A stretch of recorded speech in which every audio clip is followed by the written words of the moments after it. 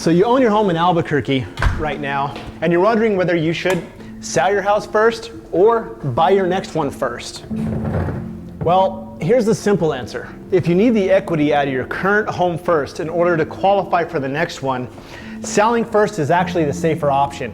However, if you can carry both properties upon a purchase and be comfortable with that, buying first gives you more control over your move.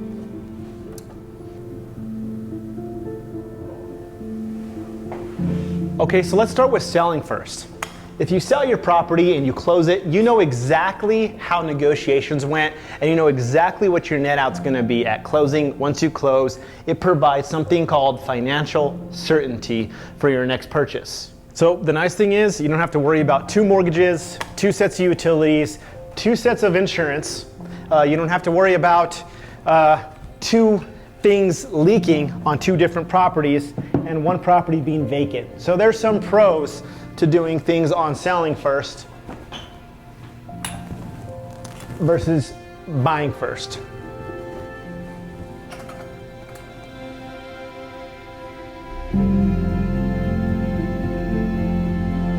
And when you make an offer on that next home, it's probably going to be a stronger offer because you have that financial certainty to put your best foot forward. Now, the downside is timing, because if your home sells before you find the next one, you're going to be temporarily displaced. Problem with that is you're going to need temporary housing, short-term rentals, stay in a hotel, or maybe even negotiate a leaseback, which can happen. Now, let's talk about buying first and why buying first gives you more control. You know, think about it. You can really take your time finding that next house, taking your time getting under contract. Now, whenever you do the move, you're going to have to prep the home that you're moving out of, so you can be out of the way so you're not doing any construction projects in the middle of you trying to live in it. And it just takes a lot of the pressure off you overall. Now, I mean, let's say you're shopping for a home with kind of more difficulty to find. Like you want some of those views in Sandia Heights. Maybe you want something in Corrales with water rights. Maybe you want something that has RV garage or something like that, and it takes a little bit longer to find. Well, it gives you a lot more control over your buy. That way you can find the home that more fits your needs. So now there's going to be 3 things that you want to know. Number 1, do you need the equity from your current house in order to qualify for the mortgage? Number 2, can you even qualify for 2 mortgages at the same time? And number 3, how long can you afford both mortgages before it becomes unsustainable? This one's important because real estate is a little bit unpredictable. So once you start selling that second house on the market, you never know how the transaction is going to go. Maybe you get inspections, maybe you have repairs, maybe the first buyer walks before you find another buyer, and you're on the market much longer than you planned.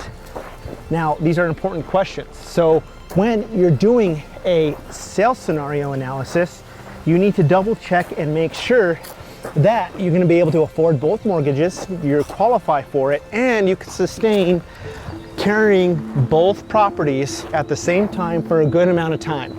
My recommendation is make sure you can carry these for 6 months, just to ensure that you're going to have the time to get this sale done.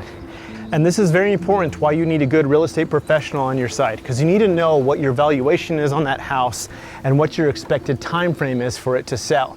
And you need to know how much money you're dealing with here in your bracket margin. Now, the margin that I'm talking about is what is your bottom number on your real estate? And is that bottom number a realistic number to use in direct relation to guaranteed sale?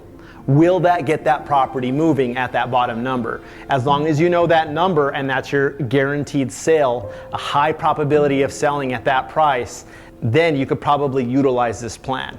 But if you're making this entire decision based upon your high number, the number you want to get up here, and it's also kind of high for the neighborhood, and it's not guaranteed you're going to get that price, but all of your math of this scenario only is dependent upon you getting your high number, you're doing a high risk move. So my recommendation is to make sure you can afford this move at the bottom number bracket. We're still going to try and get you this higher number per your neighborhood, but if you had to get out, this is your emergency fail-safe where you can get the property sold and move on. So here's the deal. If you have any more questions about how to do this sell-buy or buy-sell scenario with clarity on your house, please reach out to us. That's what we do. We'll run scenarios on your current home, we'll run scenarios on your potential buy, and then see if this is a move that you can make. All right, thank you so much for taking this with me. Take care, God bless, and have a beautiful day.